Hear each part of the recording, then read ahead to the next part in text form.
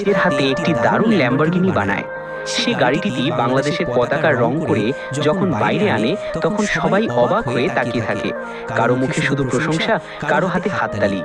ঠিক তখনই ভারতের এক মেয়ে বাইক নিয়ে এসে গাড়িটা দেখে হেসে বলে, এইটা ল্যাম্বরগিনি নাকি খেলনা। এতে বাংলাদেশের মেয়েটি রেগে যায় ও বলে, হাসাহাসি বন্ধ করো, পারলে আমার সঙ্গে প্রতিযোগিতা করো। ইন্ডিয়ান মেয়েটি চ্যালেঞ্জ গ্রহণ করে আর পরের দিন শুরু হয় প্রতিযোগিতা। প্রথমে ইন্ডিয়ান মেয়েটি কাদামাটি দিয়ে একটি বিএমডব্লিউ বানিয়ে সেটিতে ভারতের পতাকার রং করে। দর্শকরা চিৎকার করে ওঠে, ইন্ডিয়া জিতবে। এরপর বাংলাদেশের মেয়েটি আবার নতুন করে তার ল্যাম্বরগিনি বানায়, রং করে বাংলাদেশের পতাকায়, আর চারপাশে সবাই বলে বাংলাদেশ জিতবে। এখন সিদ্ধান্ত তোমার। যদি মনে হয় ভারতের বিএমডব্লিউ সেরা তবে কমেন্ট করো, আর যদি মনে হয় বাংলাদেশের ল্যাম্বরগিনি সেরা তবে লাইক ও সাবস্ক্রাইব করো।